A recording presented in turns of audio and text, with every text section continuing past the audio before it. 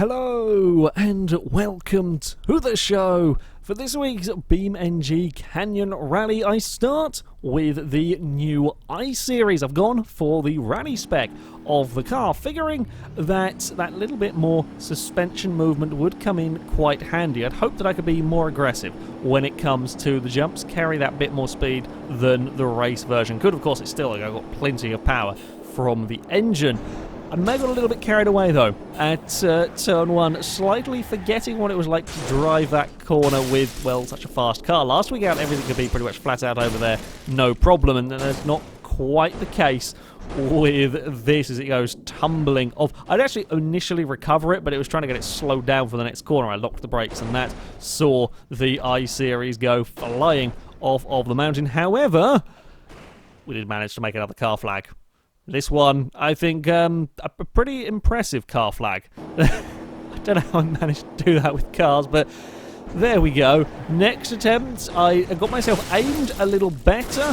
However, even with the rally spec car, the landing was that little bit too much. There was just too much force going through the vehicle that it wasn't quite controllable. The car got bounced back up into the air, and again, we go tumbling quite spectacular fashion. This time though we do get a little bit caught in the kind of canyon wall. Now this bridge jump, I didn't really know how much speed I could get away with. I'd hoped to be able to take it flat out.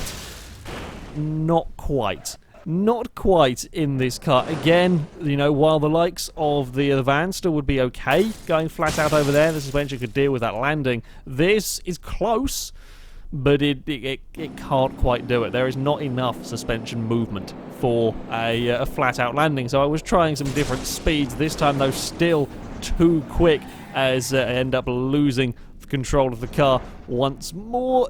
Not quite into the pond this time round. Instead, we're going to go for a flip and twist on the way down the mountain, burst into flames. I was really hoping to make another car flag at that point when it started twisting around the tree. It was not to be.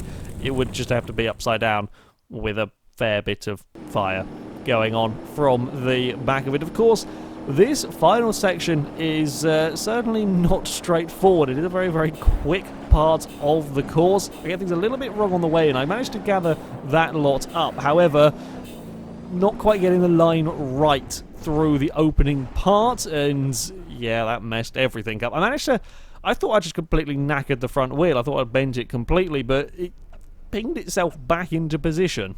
I'm not 100% sure quite how that one works, but yeah, you got to make sure you get the line right through that section. The speed that you are traveling, it is relatively easy to lose control if you turn a bit too soon. You're trying to correct stuff, and you'll just run out of grip. Basically, it's also a tad bumpy in a couple of places, so it was a place to be wary.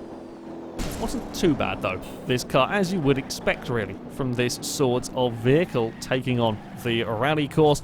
The brakes weren't the most amazing. I did have a little bit of a lock-up coming into the first corner. We get away with a little bit of a bump off of the railing. We did carry good speed over that turn one crest up towards the jump. Now we would have to go on the brakes again. Around the high 60-mile-an-hour mark was the speeds to aim for to get the nicest landing. We couldn't go flat out with the car. You saw what happened. It doesn't have the suspension quite to deal with that one. It does get turned in quite nicely through this hairpin, which is always a bonus, and while the suspension wasn't quite enough for the really heavy impact jumps across that little dirt section, we didn't have any issues with the car losing control through there, spinning up the wheels. We've seen a couple of cars just get flung clean off. Yeah, no issues for the rally car there. And again, out of the tunnel hairpin, no problems whatsoever for the I-Series. Now it is down to this fast section. Careful of the bump on the outside, but likewise it's unlikely to affect a rally car too much. We do get a little bit on the bumps on the inside, but the car deals with all of that, and we are quickly through the latter stages here as we run towards the final corner. 107 miles an hour across the line. Not bad going considering the time attack cars were doing about 114, 115, I think the Sunburst did through that section. So yeah, definitely a solid car for going down this rally course, as you would well, very, very much expect. Can't quite do the massive landings, but certainly did hold its own. As far as damage-wise goes, it has got a cracked windscreen. I think a little bit of a dent on the splitter. You can see that's all from the bridge jump, and that's fairly actually, it might have even been from clipping the guardrail at the first corner, or second corner. Anyway, on to our next vehicle, the 200BX. I've gone for the racing version of this car. I figure this will be a little bit better suited than, let's say, the drifting version of this car for tackling the Canyon Rally. Now, unlike the I-Series, this is not going to have nice compliant suspension when it comes to these bumps. As well, we see on this opening attempt, I was perhaps carrying a little too much speed at that corner. The angle was right, but the car just couldn't deal with the landing, and once it started bouncing, the way the road falls away from you, and while it is not the narrowest of sections, it's still quite easy to just not have anywhere to go, really, with the car. As we come across the dirt, this is one of the problems with a full-on race car tackling this course. That little bump that had no problem whatsoever for the I-Series. You could drive across that however you wanted with the previous vehicle. With the 200BX, if you didn't hit it just perfectly, you were going to have some trouble. Equally, if you left the bridge jump at a slightly wonky angle, never a good idea at all. I was trying to bring the car back a little bit more to the middle of the road, but I hadn't quite judged it right, so as I left the jump, I was pointing a little bit to the right, and the speed we were travelling and the relatively narrow landing, yeah, that's a mess. A fair mess of a car sitting down there, and the fairly mighty wing, not quite as almighty as the hill climb cars, but the fairly mighty wing was long gone. There was another danger with this car. Now, I experienced this a little bit with the hill climb cars, with the sort of front splitter getting caught up underneath the wheels. It was a lot more of a problem with the 200BX, with the front bumper coming off and getting wedged underneath the front of the car. I don't know why in particular this vehicle, but yeah, that got very wedged and completely got the car stuck. Completely wedged on its own bumper. I think perhaps because of the very low ride height of this car and the fact that the front bumper often took damage on the initial crest, that might have been what did it for the 200. The landings of the jumps were problematic, as you can imagine, with a race car. Trying to take speed was very difficult. It simply couldn't. If the I-Series rally car couldn't deal with it, this one was never likely to either. And while I was trying to figure out what that perfect speed was, there were certainly some rather big impacts. Like, the car survived the initial landing. It wasn't the initial landing that was the problem, it was the loss of control after that initial landing. That's when we tended to have the big damage. Again, the front bumper causing problems. Don't quite know how it just got slightly bent up, and I think as I ran across the dirt a little bit on the inside, it just forced it under the car and it went straight. The rear wheels were still on the ground and still powering the car forwards, but yeah, no steer. By the time I realised we'd lost steering, it was just far too late. You don't have time to react to that. So that was, yeah, a little bit of an interesting one. Still trying to get things right across that opening jump. A few millimetres the wrong side of the sign. I thought initially we might have got away with it, which is taking off the bumper, but that was not the case. It completely and utterly destroyed that rear or right-hand wheel, and that's what actually pitched us into a spin initially. Had it just taken the bumper off, we would have been fine, but yeah, buckling that would pitch the car around, put us in the crash barrier. It would still drive, it just kind of drove mostly by spinning around in circles. Yeah, it wasn't particularly helpful. Again, too much speed into this final section and a little bit of an overcorrection as the car was sliding about. We'd see the 200BX soar through the air. Amazingly, from all of that, the car, while it looks really rather wrecked from the collision, mechanically still perfectly sound. Amazingly, the wheels were still all pointing in pretty much the right direction. The wing was mostly attached. Survived that collision remarkably well. That was a big flight time and a heavy impact for the race car, but it was still moving. Once again, trying to judge this speed a little too slow this time around. We didn't quite clear the sort of slight crest in the landing zone. It bounced off the top of that and sent us for a tumble. I think it's the first car to roll from that particular manner in bouncing off the landing zone. Also, quite a powerful rear-wheel drive car, this one. If you get a little too eager on the throttle, you can get some big oversteer moments. In that particular oversteer moment, I ended up on the inside sort of hill, and that will roll the car over. So this took a little bit of getting used to. It was mostly learning just where you can push the car. Of course, it is a very, very quick vehicle, this. We're easily hitting 100 miles an hour before we crest turn 1. But we can't take 100 miles an hour over the crest at turn 1. Even if I aim the car perfectly, it's in the landing zone where it'll all get very, very unhappy, because a race car not quite designed to deal with that sort of an impact with the ground. So it was all about figuring out what speeds you could do and not doing anything stupid, certainly with the power, not getting any huge oversteer moments at a bad time. Again, we were having to be that little bit more cautious across the bridge jump and making sure to get it slowed down in this very, very bumpy braking zone. It was also very much a case of hope. Like the front bumper was always going to get damaged over the turn 1 crest. You had to hope that it didn't get damaged in such a way that at any point on the run it fell underneath the car. Across the dirt, we've seen this line used a little bit at a time, kind of fire the car to the right to try and carry speed with as little effect from the bumps through there, essentially. It does work quite well, and if I got it right, which I did this time around with the 200BX, you could keep relatively good speed. Couldn't quite be flat out through there, but you could keep up plenty of speed. Now, there is a lot of acceleration down towards these final few very fast corners. Can't carry too much corner speed. We saw the big oversteering moments, having to make sure to slow the car down enough, and it's waiting to get on that throttle as we head around the final turn. 113 miles an hour across the line for the 200BX, and while it did run a little bit wide, having gone across the line, amazingly, it's only really lost the rear bumper. Yeah, the damage to the front all caused from the early jumps, and this time out the bumper kind of got pushed up into essentially the engine bay, really, through the kind of radiator and intercooler and so on, which meant it was out of the way of the wheels. It didn't get pushed kind of down and under, it sort of got pushed up and inwards, which makes life a lot easier for me, because on Beam, stuff can slightly phase through the intercooler and not cause any problems for it. And our final vehicle, sticking with the theme of some high-performance cars this week, I've gone for the Lamborghini Countach. This one, though, a twin turbocharged one, so much of the power. It's got a custom sound file, which is quite nice, and a very interesting whistling turbo, very, very high-pitched turbo. So if you can hear that noise going on there, that's the turbos making all of that racket. A mighty fast accelerating car. I didn't quite realise just how fantastically quick that was going to be when we got to turn 1, and in trying to save it, well, the front wheel got snapped and then you've lost most of the steering.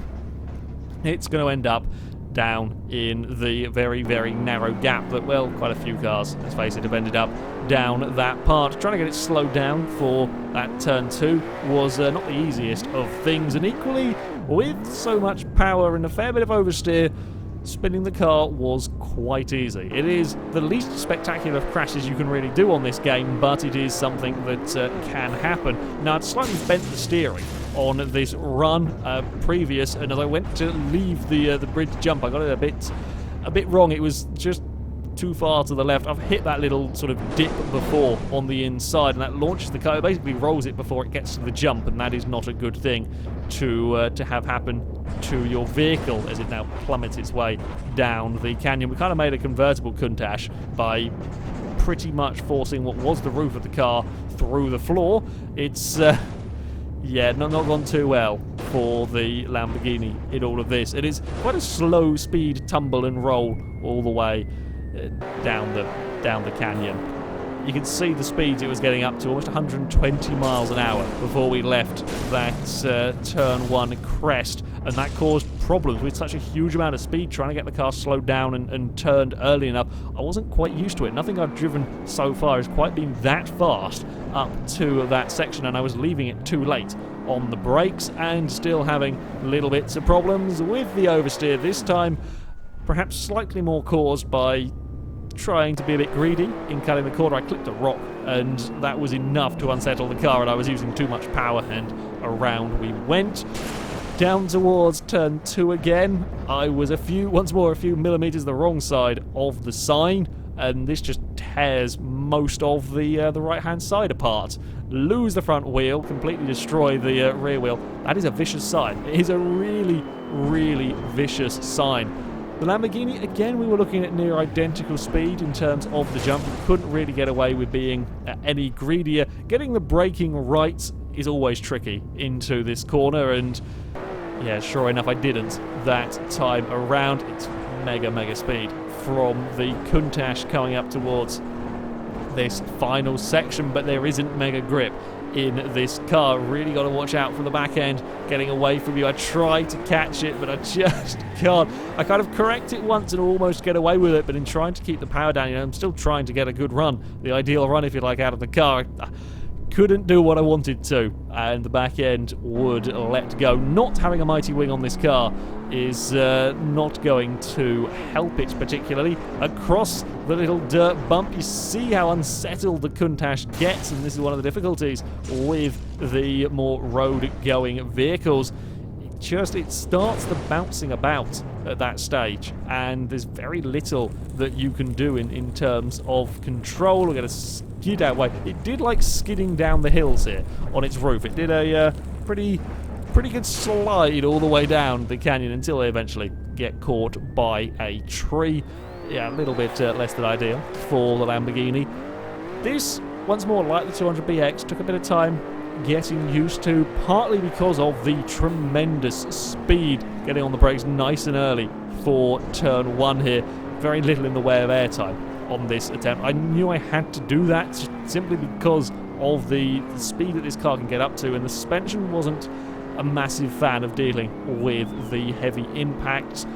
It was safer just to brake that little bit earlier, and then we can make up some time elsewhere. In these bits where we can accelerate, that's when we will be quicker than just about everything else. Again, it's 68 miles an hour leaving the jump, and it is relatively nicely done for the Countach on the landing, making sure to get it slowed down in that horrible bumpy braking zone. And even here, you see it getting bounced from side to side. Don't get too greedy on the power through the pond hairpin. You can wait, and then you can go, but not too much in this car, as you see once more across the dirt. Once it's settled, then we fly up to 100. Considering that's up to 102 miles an hour, not many cars have got to 100 before this tunnel hairpin, despite having been bounced around and have to wait for so long to get to full throttle across the dirt section. Then we can unleash all of the Lamborghini's power down towards these next corners, 130 miles an hour almost, before we are onto the brakes once more. There is no way we're going to be flat out in the Countach, and it's a big sideways bounce on the way in, but it is kept under control, and we can straighten up these next couple of corners. Unleash the Lamborghini's power with a big oversteer though, and we'll go for a roll. In the end, we don't quite have the grip in this car that you got from the 200BX, despite all of the power. It was hard to utilise that power, and now that the Lamborghini is a little bit on fire. In fact, that's quite a lot bit on fire, to be honest. Again, almost made a car flag out of the Lamborghini after crossing the finish line, but sadly, not quite. On to the times, and all three of the vehicles line astern in this one. The Rally I-Series goes into 5th at 135.6. It is the same time as the Rally Sunburst set down here. The Racing 200BX 136.2 and the Lamborghini Countach a 136.3, only a tenth of a second. The brutal power and acceleration of the Lamborghini makes up for what it lacks through the corners. And of course, both the Countach and the 200BX have the similar issues with the suspension not quite dealing with the bumps. And while both of them will out-accelerate the I-Series, of course, that can deal with the bumps and can carry more speed through those sections. Yeah, these high-performance cars are certainly quite quite daunting going down this course, but it is really rather good fun. As ever, I'll put links to all the mods that I have used in the description, so you can download them and have a go with them yourself. There is even a scenario for this course so that you can time them as time your runs down the rally stage if you want. That will be linked in the description. Also, however, that's going to be it from me. Thank you very much for watching, and until next time, goodbye.